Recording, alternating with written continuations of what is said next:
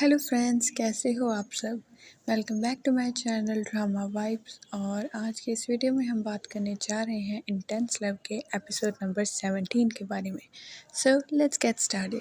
इस वीडियो की स्टार्टिंग में हमें दिखाया जाता है जैवे और जिंगजिंग एक साथ होते हैं और जैवे जिंगजिंग से कहता है कि तुमने गिफ्ट के रूप में सिर्फ एक बैलून लिया है, मुझे ये बहुत थोड़ा लग रहा है, तुम इसके अलावा भी कुछ और मांग लो। जिस पर वो कहती है कि आप मेरी एक विश पूरी करेंगे, जिस पर जैवे हाँ कर देता है। तो वो कहती है कि मैं आपके साथ पिक्स खिंचवाना चाहती हूँ, जिस पर खुश होता हुआ जैवे हंसते हुए कहता है क्यों नहीं, और वो दोनों एक साथ काफ़ी सारी पिक्स खींचते हैं। उसके बाद जो जिंगजिंग है वो आधी रात को घर धीरे धीरे एंटर करती है और सबसे छुपते हुए जब वो घर में एंटर करती है तो वो देखती है कि उसका भाई अभी तक जाग रहा होता है। और उसे देख कर डॉक्टर साहब कहते हैं कि तुम अब आ रही हो, जिसे देखकर जिंगजिंग कहती है अरे आप अभी तक सोई नहीं। तो डॉक्टर साहब कहते हैं मुझे नींद नहीं आ रही थी, तुम मुझे बताओ कि ये सब कब तक चलेगा। जिसे सुनकर ये कहती है कि मैं ये कोई टाइम पास नहीं कर रही, मेरे पास अपने प्लान्स हैं। और वो वहाँ से चली जाती है। उसके बाद अंदर जाकर वो जैवे से ऑनलाइन चैट करते हुए गेम में कहती है कि मुझे आपसे कुछ पूछना है, जिस पर जैवे कहता है पूछिए। तो वो कहती है कि आपको क्या लगता है अगर आप किसी पर भरोसा करते हो और वो आपका भरोसा तोड़ दे तो इस पर आप क्या कहेंगे। जिसे सुनकर जैवे हैरान होता हुआ कहता है कि मैं उसे कभी माफ़ नहीं करूँगा। दूसरी तरफ हमें दिखाया जाता है कि सूजिन बे भी अपने घर चली जाती है और वहाँ जाकर इयरिंग्स को देखकर उसे वो मोमेंट याद आता है कि जिंगजिंग ने जब उसे बताया था कि ये तो उसके ख़ानदानी इयरिंग्स हैं जो कि सिर्फ घर की बहुओं को पास किए जाते हैं। जिसके बारे में सुनकर जो हमारी सूजिन बे है वो काफ़ी खुश होती है। तभी हमें दिखाया जाता है कि उसे वो टेल्समैन दिखाई देता है और वो सोचती है कि मुझे डॉक्टर साहब को कुछ गिफ्ट देना चाहिए। उसके बाद हमें नेक्स्ट डे का सीन दिखाया जाता है कि नेक्स्ट मॉर्निंग सूजिन बे डॉक्टर साहब को मैसेज करती है कि आपके लिए कुछ गिफ्ट आया है, आप बाहर जाकर देखें। तो जब डॉक्टर साहब बाहर जाकर देखते हैं तो वो और कुछ नहीं, सूजिन बे खुद आई होती है और वो उससे कहती है कि आपने मुझे इतना ब्यूटीफुल गिफ्ट दिया। फिर मैंने सोचा क्यों ना मैं आपको भी कुछ गिफ्ट दूँ। तो वो उसे वो टेल्समैन दे देती है और उसे देखकर डॉक्टर साहब अंदर से अपना वाला टेल्समैन लेकर आते हैं और वो उससे कहते हैं कि ये दोनों पेयर्स में हैं जो कि मेरी मॉम टेंपल से लाई थी और ये वो अपनी होने वाली बहू को देना चाहते हैं। क्यों ना आज हम इसे एक्सचेंज कर लें, तुम अपना मुझे दे दो और मेरा तुम ले लो। जिस पर सूजन में कहती थी कि अच्छा तो ये ऐसे पेयर्स में हैं, मुझे क्यों नहीं इसके बारे में पता। उसके बाद हमें दिखाया जाता है कि डॉक्टर साहब उसे एक स्वीट सी किस देते हैं और उसके बाद उसे खाने के लिए पूछते हैं। तब सूजिन बे वहाँ पर बैठकर टीवी ऑन कर देती है तो टीवी पर सीताओं की न्यूज़ आ रही होती है उसकी पॉपुलैरिटी के बारे में, जिसे देखकर सूजिन बे खुश होते हुए कहती है कि ये हार्ड वर्किंग लड़की है, इसके लिए ये अच्छा रहेगा। तभी उसे देखकर जो हमारे डॉक्टर साहब हैं वो थोड़े से ऑकवर्ड हो जाते हैं।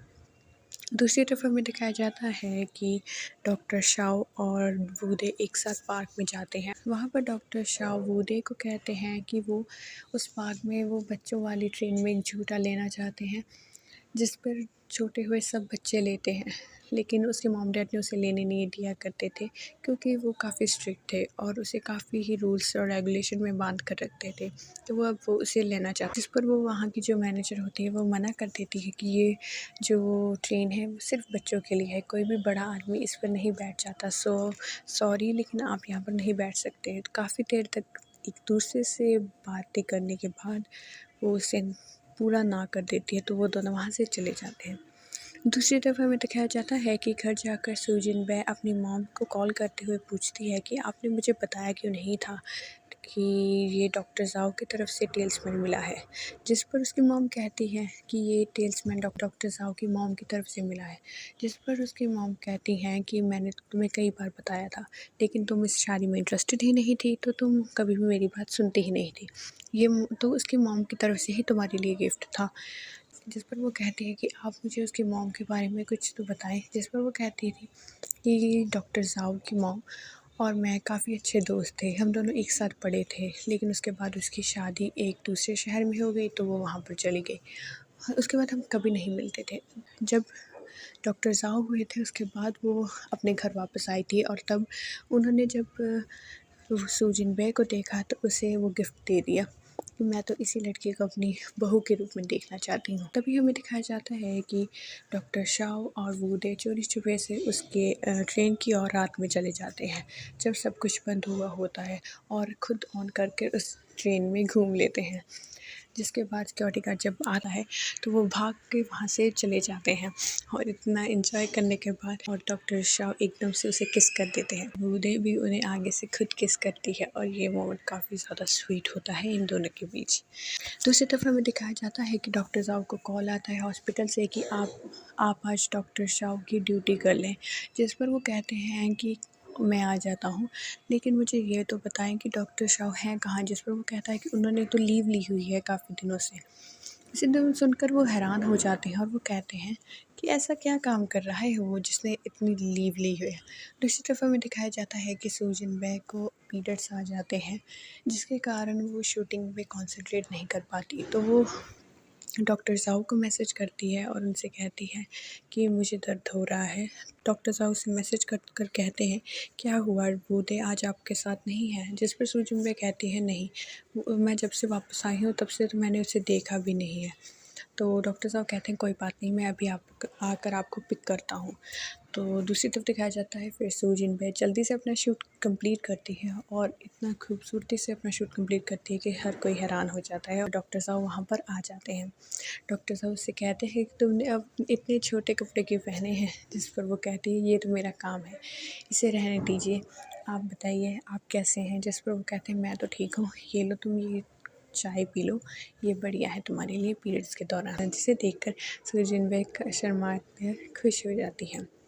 उसके बाद हमें दिखाया जाता है कि वो दोनों वूडे और डॉक्टर शाओ के बारे में सोचते हैं। तो वो दोनों डिसाइड करते हैं वूडे के घर जाने का। जब वो वूडे के घर जाते हैं दिखाया जाता है कि पूरा वूडे का घर बिखरा होता है। इसे देखकर सुजिन पे इतना हैरान होती है और कहती है कि ये सच में तुम्हारा ही घर है। और डॉक्टर शाओ को मजाक करते हुए कहते हैं तुम तो लिटरली एक वायरस की तरह हो, जहाँ पर भी चला जाए अपना रंग दिखा कर ही छोड़ता है, तुमने इसे भी बिगाड़ दिया। तो सब हंसने लगते हैं। उसके बाद दिखाया जाता है कि वूडे अपने दिल की बातें सुजिन बे से कहती है कि डॉक्टर शाओ के ऐसे हालात हैं, ये चाहती हूँ कि मैं जितना अपना टाइम उन्हें दे सकती हूँ उतना दूँ, और मैं अपने काम से अब थोड़ी देर के लिए ब्रेक लेना चाहती हूँ। दूसरी तरफ डॉक्टर शाओ है, वो भी डॉक्टर शाओ को बताते हैं कि ये रिपोर्ट्स आई हैं और इस वक्त वो लास्ट स्टेज पे हैं यूरेमिया की। जिसे सुनकर डॉक्टर हैरान हो जाते हैं और वो कहते हैं मैं तो ये विश्वास कर ही नहीं सकता।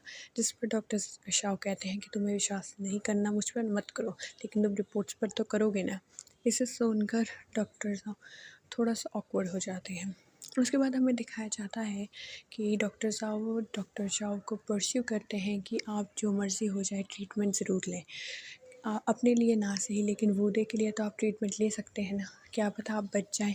तो उसके बाद हमें दिखाया जाता है कि डॉक्टर शाह मान जाते हैं और वो दोनों एक साथ डॉक्टर के पास जाते हैं इस बारे में डिस्कस करने के लिए। तो डॉक्टर उसे सजेस्ट करता है कि आप एक बार फिर से टेस्ट करवा लें। जिस पर जब वो दोबारा टेस्ट कराता है तो उसकी रिपोर्ट्स फुली नेगेटिव आ जाती है। ये देखकर सब हैरान हो जाते हैं। उसे याद आता है कि जो उसकी वाइल थी वो गलती से किसी और पेशेंट के साथ एक्सचेंज हो गई होगी, तो शायद वो टेस्ट रिपोर्ट्स जो थी वो और किसी की थी, उस पेशेंट की थी। इसी के बारे में सोच कर वो इतना खुश होता है कि मुझे कोई बीमारी नहीं है, I am so happy about that. दूसरी तरफ हमें दिखाया जाता है कि वूडे पूरी तरह से कोशिश करती है डॉक्टर शाओ को इम्प्रेस करने की। वो चाहती है कि उसे सरप्राइजेस बहुत ज़्यादा पसंद है, तो क्यों ना वो खुद उसे अपने बर्थडे पर सरप्राइज़ दे। तो वो एक ब्रिलियंट सा केक अपने हाथों से रेडी करती है और पूरी पार्टी एक ऑर्गेनाइज़ करती है, जिस पर वो डॉक्टर शाओ के करीबी दोस्तों को भी इनवाइट करती है। उसके बाद हमें दिखाया जाता है कि जब वो डिनर पार्टी पर जाते हैं तो वो हैरान हो जाता है इतना सब कुछ देखकर, उनके दोस्त अपने दोस्तों को देखकर, इतनी सुंदर पार्टी को देखकर, और कहता है कि बर्थडे तो तुम्हारा है लेकिन तुमने ये सब कुछ मेरे लिए क्यों किया। जिस पर वो कहती है कि मैं अपना बर्थडे तुम्हारे साथ ब्रिलियंटली मनाऊँ, यही मेरी विश थी, तो ये सब कुछ मैंने तुम्हारे लिए डेडिकेट किया है। जिसे सुनकर डॉक्टर शाओ बहुत ज़्यादा खुश होते हैं और दोनों एक दूसरे को क्यूट सी हग करते हैं।